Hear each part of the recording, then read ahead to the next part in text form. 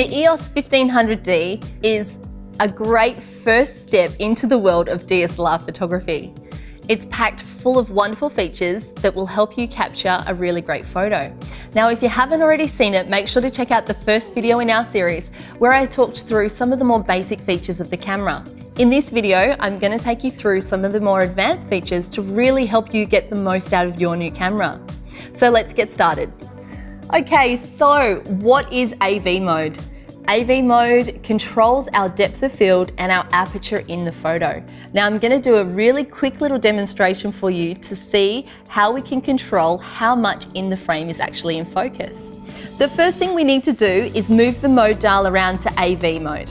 The second thing you'll want to do is make sure that you have a very low f-stop number selected.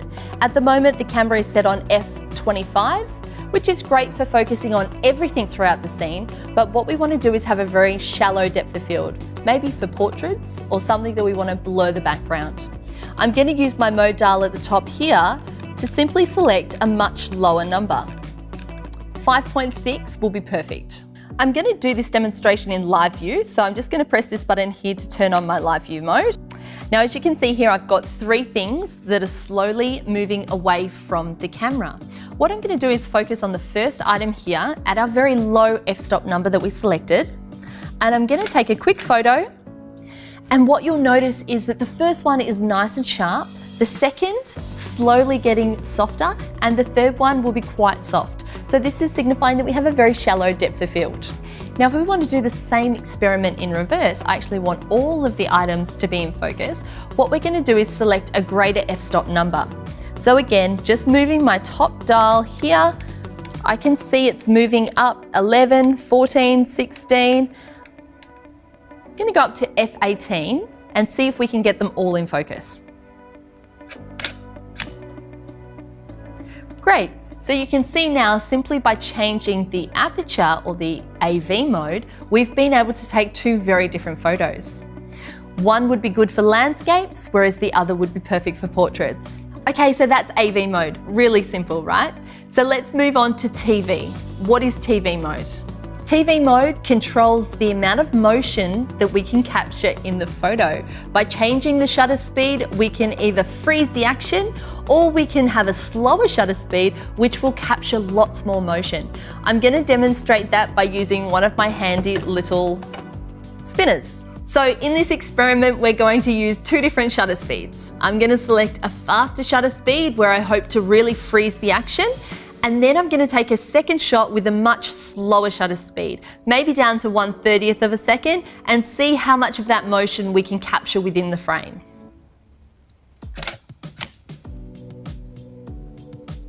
You can see there at 1/1000th of a second, we were really able to freeze that action. This would be ideal for photographing sports, fast-moving children, birds, anything fast action. You need to select a faster shutter speed. Now, what if we actually wanted to use that motion in the photo? The second example we're going to do now is to slow that shutter speed right down and see how much motion we can capture.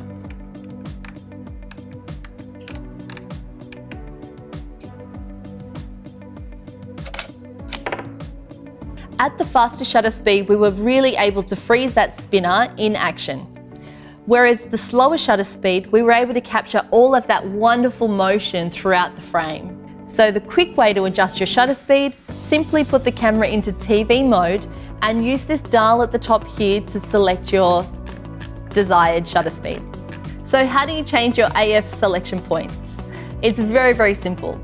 At the top of the camera here, you'll notice this little square that has the dots inside it. That indicates that this is the right button to use to change your autofocus points. If I press this button here, I can change it from having all of the points selected to a single point. This is a really great way to navigate around and put the autofocus point right onto your subject. If you want crucial focus, I do recommend using the manual selection mode. Okay, let's talk about white balance. Now, white balance will control the color temperature of light. If you're photographing inside, you might have a different light source than what you would if you were outside, perhaps on a cloudy day or even in full sunlight. You can select your camera to be on auto white balance that will automatically make those adjustments for you, or if you want to, you can change it manually. Let me show you how. On the back of the camera, simply press the WB button. WB stands for white balance, and when we press this button, we can then see the different options that the camera has available to us. You'll notice on daylight, which is approximately 5200 kelvins, it's a very big jump to shade at 7000 kelvins. One is a much warmer image than the other. This is a really great mode to use if you're wanting to enhance the colors of a sunrise or a sunset. It really brings out those lovely golden tones. Now, if you're shooting something that is fast moving, you might want to use the continuous shooting mode that's available to you in the camera. It's very easy to activate. Within the drive mode, you can change between shooting a single shooting mode, which just fires off one frame at a time, or perhaps you're photographing something that's fast action, sports, children, birds in flight, anything like that, you might need to use the continuous shooting mode. It's this one here, and it will continue to take photos as long as your finger is down on the shutter. The other option you have within this mode is self-timer. The camera has 3 built-in self-timer modes available to you. The first one is a 10-second self-timer. This would be great if you needed to set the camera up on a tripod and join the photo yourself. Perhaps you're photographing a large group of people. You'd need 10 seconds just in time to get around and make sure you're in the frame as well. The second one you have is the 2-second self-timer. I use this mode all the time when I don't have my cable release for the camera. It's a really great way just to make sure that when you do press the button, your hands are completely free so you won't accidentally wobble the camera. I use this mode all the time when I'm taking photos at nighttime and I have a very long shutter speed. It really helps to make sure that my camera is nice and steady when the shutter is activated. The third option we have is self-timer continuous. Now, this is a great mode to use if you are taking a photo with a large group of people. Not only will it give you the 10-second self-timer initially, but it will take a series of shots continuously after that timer. At the moment, it's set to 3, which means that it would take those 3 shots after this 10-second self-timer goes off. Okay, let's talk about picture styles. Picture styles is activated through the back menu here. I'm going to press set so I can quickly see the different picture styles that are available to me. To do this, I simply press the picture style button here, and I'm going to navigate over to where it says monochrome. Further to that, I can press the display button to adjust my monochrome shot to the way that I like it. I can increase the sharpness, contrast, and even add a filter or a toning effect to the image. You'll notice now when this mode is selected, as we're shooting, the camera will automatically be in black and white. Now, to shoot in movie mode, you need to move the top mode dial down into movie mode. To start and stop the video recording, simply press the live view button, which in video mode is in fact your start and stop. When the red light is blinking on the back of the camera, you'll notice that the files are being recorded onto the memory card. And when we press stop, the red light on the back of the screen disappears and you can see it stops flashing, which tells me that that information has now been saved onto the memory card. Now, whether you shoot in RAW or JPEG, the camera can be set up to shoot in a variety of different file sizes. So let me show you how to do that. On the back of the camera here, we're going to press the Q button. And on the bottom right-hand side, we can choose the image size and quality. I simply press the set button, and here I can see whether my camera is set to high JPEGs or perhaps RAW.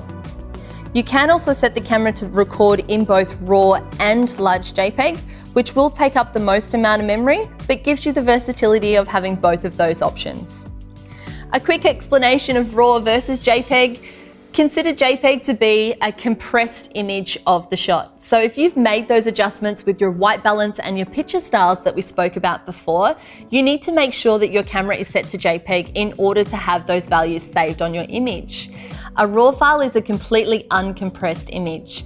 It is very large and will allow you to get the most out of your file if you're planning on doing any post-production. So if you want to edit your photos, I do recommend shooting in RAW to get the most out of your camera. You'll notice on the back of the camera, you have a few little buttons here that are signified in blue. These are your playback menu options. So when we press the playback button, we can simply use these little magnify tools at the top here to zoom in and out So we can quickly jump through the playback options. If you don't like the image that you see on the screen, a really quick way of erasing that is simply by pressing the trash can here, and you'll have a little confirmation. Do you want to erase or cancel? We'll go across to erase and press set to delete that photo. When you are in playback mode, you have an option to apply a creative filter over an image that you've taken previously that's saved on the memory card. To do this, we simply play back the image that you want to edit. I'm going to press the Q button now to bring up some playback options. This is a really quick way that we can jump through to rate an image if we want to give it a star rating. Apply creative filters, which I'm going to show you how to do now. We can resize down to a smaller image size, or we can jump through a series of images. For example, 10 or 100, we can scroll through in the playback mode. But let me jump up to creative filters and show you a little bit more about that.